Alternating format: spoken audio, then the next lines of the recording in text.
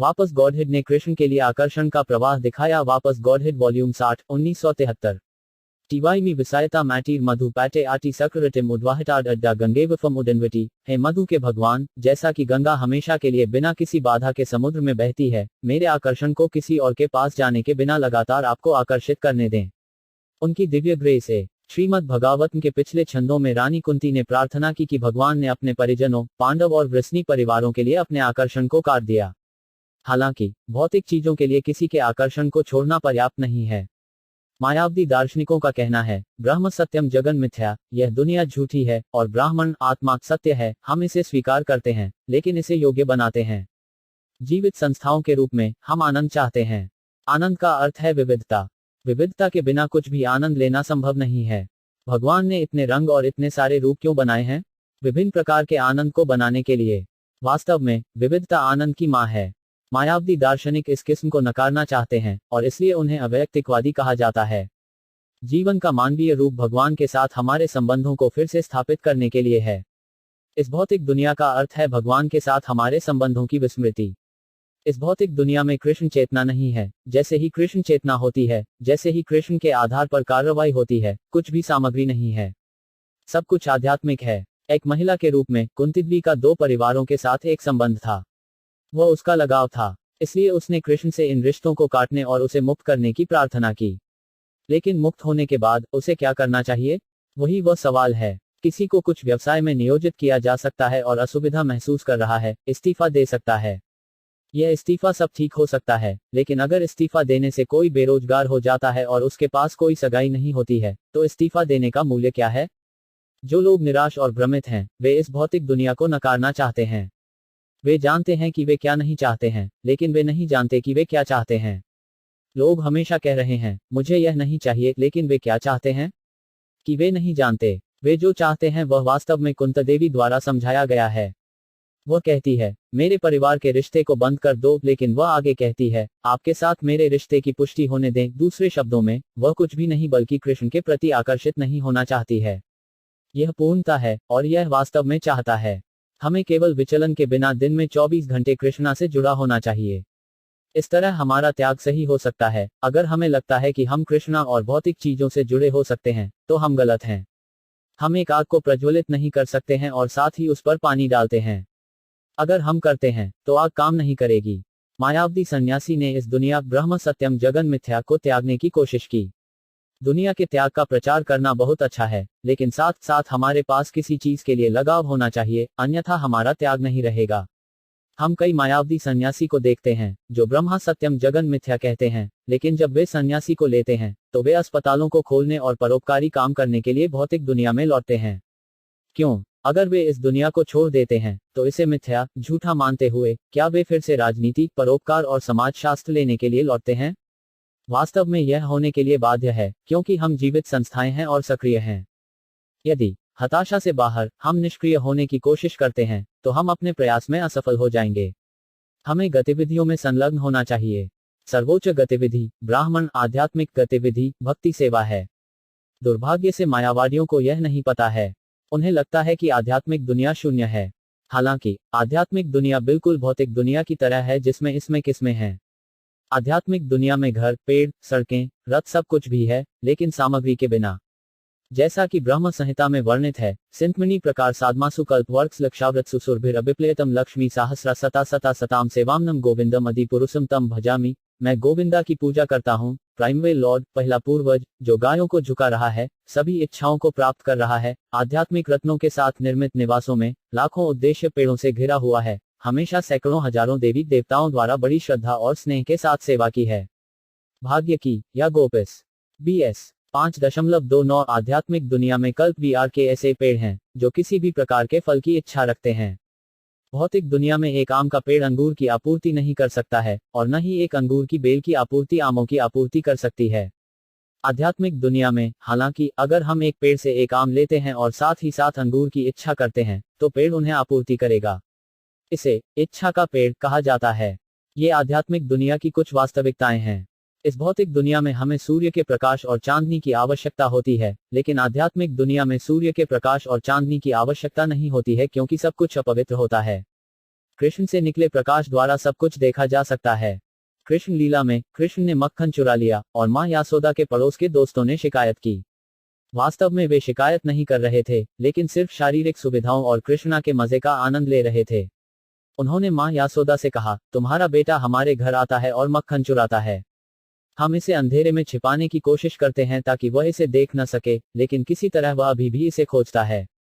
आपने उसके सभी गहनों को बेहतर तरीके से छीन लिया था क्योंकि हमें लगता है कि उसके गहने की रोशनी उसे मक्खन के बर्तन को खोजने में मदद करती है। मां यासोदा ने जवाब दिया, हाँ, मैं उसके सभी गहने उतार दूंगा, लेकिन पड़ोसी जवाब देंगे, नहीं, नहीं, यह फालतू है। किसी तरह इस लड़के के पास एक अपवित्रता है जो खुद से निकलता है। वह आभूषणों के बिना भी मक्खन पा सकता है। इस प्रकार पालौकिक शरीर अपवित्र है। कृष्ण के पालौकिक शरीर के प्रवाह के कारण प्रकाश है। हम जो भी प्रकाश देखते हैं वह केवल कृष्णा के अपवित्रता से लाइट उधार लेता है। जैसा कि ब्रह्म संहिता में कहा गया है, यस्या प्रभावतो जगत धांत, कृष्ण का शारीरिक प्रभाव लाखों ब्रह्मांडों को उत्पन्न करता है। इस सौर प्रणाली में सूर्य कई ग्रहों का उत्पादन करता है और धूप के कारण ग्रह गर्म होते हैं और मौसम बदलते हैं। सूरज के कारण पेड़, हरे पत्ते, फल और फूल होते हैं। इसी तरह हम जो कुछ भी सृजन में देखते हैं वह सभी कृष्ण के शारीरिक प्रभाव के कारण है। मायावादियों को केवल प्रवाह को देखा जाता है जो अवैयक्तिक है। वे कुछ और नहीं देख सकते। हम आकाश में एक हवाई जहाज में वृद्धि देख सकते हैं, लेकिन थोड़ी देर बाद यह चमकदार धूप के कारण हमारी दृष्टि से बाहर हो जाता है। हवाई जहाज है, लेकिन हम इसे नहीं देख सकते। इसी तरह अगर हम केवल ब्रह्मज्योति को देखने की कोशिश करते हैं तो हम इसके भीतर देखने में असमर्थ हैं। इस उपनिषद में मंत्रों में से एक ने प्रभु को अपने उत्साह को हवा देने के लिए याचिका दी ताकि उसे ठीक से देखा जा सके। मायावादी दार्शनिक कृष्ण की व्यक्तिगत गतिविधियों को नहीं देख सकते हैं और न ही उस ग्रह पर जहां कृष्ण व्यक्तिगत रूप से सक्रिय हैं। क्योंकि वे कृष्ण के कमल के पैरों को नहीं देखते हैं, उन्हें इस भौतिक दुनिया में लौटना पड़ता है, बावजूद इसके सभी गंभीर तपस्या और तपस्या। इस प्रकार अपने आप में त्याग हमारी मदद नहीं करेगा। हम कृत्रिम रूप से त्याग कर सकते हैं, लेकिन फिर से हम तथाकथित आनंद बन जाएंगे।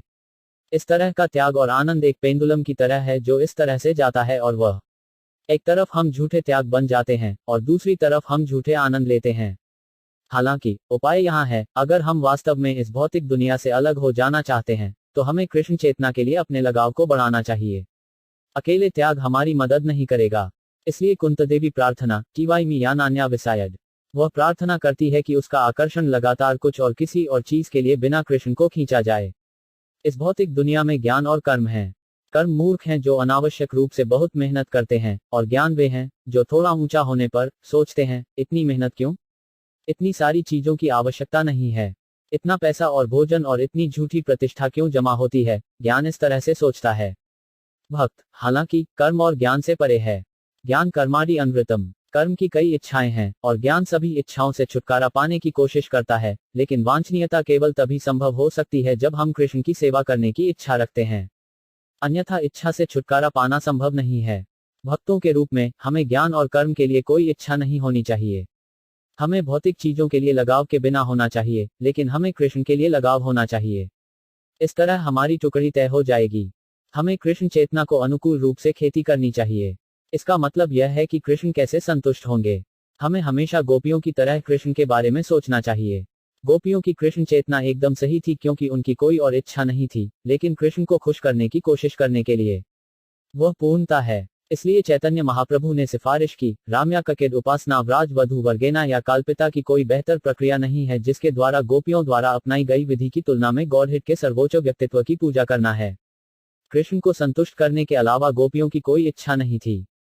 सभी गोपियों ने उसे संतुष्ट करने की कोशिश की, जिसमें बड़े गोपिस यासोदा और उसके दोस्त शामिल हैं, और इसलिए बुजुर्ग गोपास, नंदा महाराजा, कृष्णा के भाई और उसी उम्र के उसके दोस्त वृंदावन के लड़के और लड़कियां भी थीं। सभी ने कृष्ण यहाँ तक गायों, फूलों, फलों और पानी को वृंदावन में संतुष्ट करने की कोशिश की। ऐसा इसलिए है क्योंकि वृंदावन में सब कुछ आध्यात्मिक है, कुछ भी सामग्री नहीं है। हमें आध्यात्मिक और सामग्री के बीच के अंतर को समझना चाहिए। सामग्री का अर्थ है कोई जीवित लक्षण नहीं, और आध्यात्मिक अर्थ सभी जीवित लक्षण। आध्यात्मिक दुनिया में दोनों पेड़ और भौतिक दुनिया में वे जीवित संस्थाएं हैं, लेकिन यहाँ के पेड़ों में जीवित लक्षण अनुपस्थित हैं। एक इंसान भी एक जीवित संस्था है, और आध्यात्मिक दुनिया में भक्त भी जीवित संस्थाएं हैं, लेकिन मानव में जो कृष्णा नहीं है, वे जीवन के वास्तविक लक्षण अनुपस्थित हैं। वास्तव में कोई अन्य चेतना नहीं है लेकिन कृष्ण चेतना है, और वह चेतना आध्यात्मिक है। इस प्रकार इस भौतिक दुनिया में भी अगर हम बस अपनी कृष्ण चेतना को बढ़ाते हैं तो हम आध्यात्मिक दुनिया में रहेंगे। यदि हम मंदिर में रहते हैं तो हम आध्यात्मिक दुनिया में रहते हैं, क्योंकि मंदिर में कृष्ण चेतना के अलावा कोई व्यवसाय नहीं है। कृष्ण के लिए बहुत सारी व्यस्तताएं हैं। जो लोग कृष्ण चेतना के नियमों का सख्ती से पालन करते हैं वे वास्तव में आध्यात्मिक दुनिया में रहते हैं, न कि भौतिक दुनिया में। हम सोच सकते हैं कि हम न्यूयॉर्क, लॉस एंजल्स या अन्य जगहों पर रह रहे हैं, लेकिन हम वास्तव में वैकुंठ में रह रहे हैं। यह चेतना का सवाल है। एक बग आध्यात्मिक गुरु के साथ एक ही सीट पर बैठ सकता है, लेकिन क्योंकि आध्यात्मिक गुरु ने चेतना विकसित की है और बग नहीं है, वे अलग हैं। वे एक ही जगह पर बैठे हो सकते हैं, लेकिन बग एक बग बना हुआ है और आध्यात्मिक गुरु रहता है। अंतरिक्ष में स्थिति वैसी ही रह सकती है जैसे हम भौतिक दुनिया या आध्यात्मिक दुनिया में रह सकते हैं, लेकिन अगर हमारी कृष्ण चेतना मजबूत है तो हम भौतिक दुनिया में नहीं हैं। इस प्रकार अपने आप में त्याग, सांसारिक चीजों को सरल देना पर्याप्त नहीं है। त्याग एक सहायक प्रक्रिया हो सकती है, लेकिन यह बिल्कुल मदद नहीं करेगा। जब हम कृष्ण के लिए अपना लगाव बढ़ाते हैं तो हमारा त्याग एकदम सही होगा। जैसा कि हम कृष्ण के लिए लगाव बढ़ाते हैं, इस भौतिक दुनिया के लिए लगाव स्वचालित रूप से कम हो जाएगा। कृष्ण और भौतिक दुनिया के लिए लगाव हाथ से नहीं जा सकता। यदि एक महिला दो पुरुषों से जुड़ी हुई है तो उसके पति और उसके परमों वह दोनों के लिए अपने लगाव को बनाए नहीं रख सकते। उसका लगाव उसके परमों के लिए बढ़ जाएगा। यद्यपि वह अपने पति के घर पर बहुत अच्छी तरह से काम कर सकती है, उसका मन उसके परमों से जुड़ा होगा और वह सोचेगी, मैं उससे आज रात कब मिलूंगा। उसी तरह अगर हम कृष्णा के लिए अपने लगाव को बढ़ाते हैं तो इस भौतिक दुनिया की टुकड़ी या त्याग स्वचालित रूप से आ जाएगी। इस प्रकार कुंती देवी कृष्ण से प्रार्थना करती है कि वह अपनी दया दे सके जिसके द्वारा वह उससे जुड़ सकता है। हम कृष्ण की दया के बिना कृष्ण के लिए अपना लगाव नहीं बढ़ा सकते। हम कृष्ण की दया के बिना भक्त नहीं बन सकते, इसलिए हमें बस कृष्ण की सेवा करनी है, क्योंकि सेवा से कृष्ण संतुष्ट हैं। कृष्ण को किसी की सेवा की आवश्यकता नहीं है, क्योंकि वह अपने आप में परिपूर्ण है। हालांकि अगर हम उसे पूरी ईमानदारी से सेवा देते हैं तो उसकी दया से हम उन्नति करेंगे। सेवोन्मुख हाय जिह्वाडा स्वयं ईवा स्फुराति अदाह। परमेश्वर खुद को हमें प्रकट करेगा। हम भगवान को इन कुंद आंखों से नहीं देख सकते। फिर हम उसे कैसे देख सकते हैं? प्रेमंजाना कचुरिटा भक्ति विलोकैना संता सदावा हृदयसु विलोकायंती। हमें प्यार के मरहम से अपनी आंखें धब्बा करना होगा, तब कृष्ण खुद को प्रकट करेंगे। कृष्ण वास्तव में हमारे सामने आएंगे। जब ध्रुवा महाराजा तपस्या कर रहे थे और उनके दिल के भीतर विष्णु के रूप में ध्यान कर रहे थे तो विष्णु अचानक गायब हो गया और उसका ध्यान टूट गया।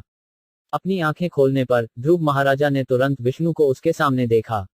इस प्रकार कृष्ण है। ध्रुवा महाराजा की तरह हमें हमेशा कृष्ण के बारे में सोचना चाहिए और जब हम पूर्णता प्राप्त करते हैं तो हम कृष्ण को हमारे सामने देखेंगे। यह प्रक्रिया है। हमें बहुत जल्दबाजी नहीं करनी चाहिए। हमें परिपक्व समय की प्रतीक्षा करनी चाहिए।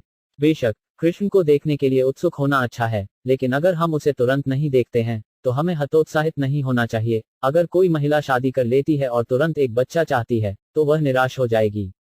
एक बच्चा तुरंत होना संभव नहीं है, उसे इंतजार करना चाहिए। इसी तरह सिर्फ इसलिए कि हम खुद को कृष्ण चेतना में संलग्न करते हैं, हम कृष्ण को तुरंत देखने की उम्मीद नहीं कर सकते। लेकिन हमें विश्वास होना चाहिए कि हम उसे देखेंगे। हमें दृढ़ विश्वास होना चाहिए कि क्योंकि हम कृष्ण चेतना में लगे हुए हैं, हम कृष्ण को आमने सामने देख पाएंगे। लेकिन हमें निराश नहीं होना चाहिए। हमें बस अपनी कृष्ण सचेत गतिविधियों के साथ जाना चाहिए और समय आ जाएगा जब हम कृष्ण को देखेंगे, जैसे कि कुंती देवी ने उसे आमने सामने देखा। इस पर कोई संदेह नहीं है। कुंती देवी ने कृष्ण को मधुपति के रूप में संबोधित किया। कृष्ण के हजारों नाम हैं और मधुपति नाम से संकेत मिलता है कि उन्होंने दानव मधु को मार डाला। कृष्ण चेतना की तुलना एक नदी से की जाती है, लेकिन एक साधारण नदी नहीं। यह गंगा नदी की तरह है जो बहुत शुद्ध है और सीधे कृष्ण से जुड़ा हुआ है। कुंती देवी का कहना है कि जैसे ही गंगा नदी समुद्र की ओर बहती है, उसका आकर्षण कृष्णा के कमल के पैरों को छूने के लिए लगातार प्रवाहित होगा। इसे अनन्या भक्ति कहा जाता है, जो भक्ति की भक्ति है। इस प्रकार कुंती देवी प्रार्थना करती है कि कृष्ण के लिए उसका आकर्षण बिना बाधा के बह जाएगा। यह हमारी प्रार्थना भी होनी चाहिए।